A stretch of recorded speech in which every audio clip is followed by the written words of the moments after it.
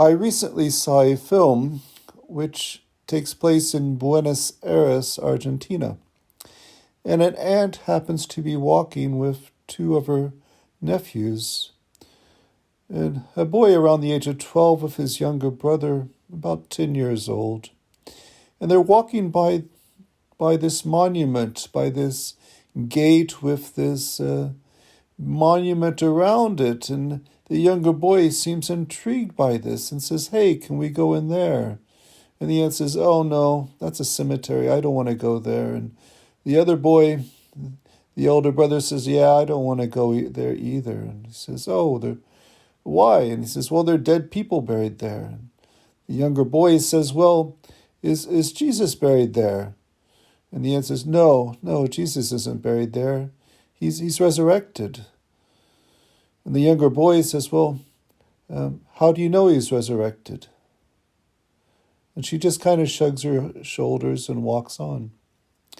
And so I felt that question was coming to me. I felt like should ask myself. I says, "Well, how do I know that Jesus is resurrected? How do I know that?"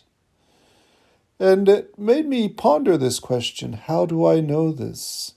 What answer would I give to someone if they asked me and said, "How do you know Jesus is resurrected?" And I think I would approach it in this way. I would say, well, we have to remember it's not only the mystery of the resurrection that can be perhaps astounding or astonishing to us, but we also have to think about the mystery of the incarnation. We also have to think about that this is God becoming man.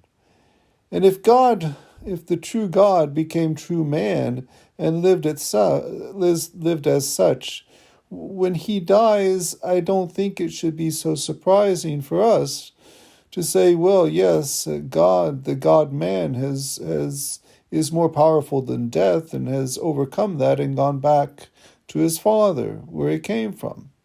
So I think it goes back, really, it begs the question of, do we really believe in the incarnation? Do we really believe that this is the Son of God becoming man? I mean, historically speaking, there are non-Christian historians who attest to the existence of a Jesus of Nazareth, of a Christ who existed during that time and had followers. So outside of the strictly Christian authors, there are historians who recognize the existence of Jesus of Nazareth. But can we understand? I mean, can we say, yes, this man was God? And at that point, I would have to say, well, maybe it's the overarching narrative that really is what draws my attention and draws me to Christ himself. It's really the whole narrative that's taking place here. Because when we look at it, we look at, what did Jesus ultimately do? He ultimately offered his life up for us. He gave of himself and gave himself totally and completely upon the cross. And a friend of mine, a recent priest, had something interesting on Facebook where he showed a crucifix that he liked and explained why he liked that crucifix, and asked others to propose as well the crucifix that they like and why they like it. And unfortunately, the crucifix that impressed me the most is no longer with me. I had it in the monastery, and it was a replica of St. John Paul II's Christ on the cross on his crozier. If you remember, it's a very emaciated Christ. It's a Christ that's just completely emaciated and completely barely hanging onto that cross. And I think what drove me to that crucifix so much is that Christ, who gave himself so totally, that he was totally spent on the cross, and there wasn't an ounce left that he could give, that he was totally given up and totally gave himself away. And so that cross really impressed me. So this whole narrative of, yes, Christ giving himself up on the cross, but also going back to say, yes, there's a Father who gave He gave his Son to us and gave his Son, offered his Son to be man, to be here with us, to live the life that we live, and then to offer himself up on the cross. So I guess that goes back really to the notion of, yes, is giving a good thing? Is giving of ourselves a good thing? Or do we feel like we're better people when we give of ourselves? And when we can make the greatest gift of ourselves, do we feel we're doing the greatest thing that we can and we're becoming the greatest people that we can become?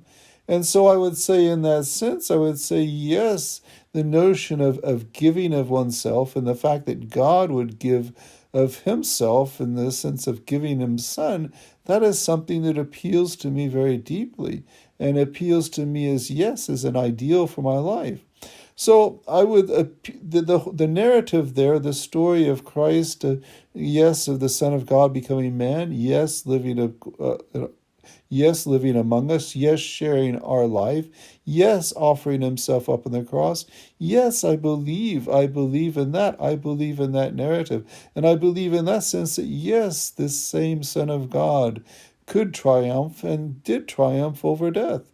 And so ultimately I'd say, yes, that life has conquered death, that light has overcome darkness and hope has overcome despair. And that's all about what the Christian narrative is telling us, and is telling us in this particular life and death and resurrection of Jesus Christ.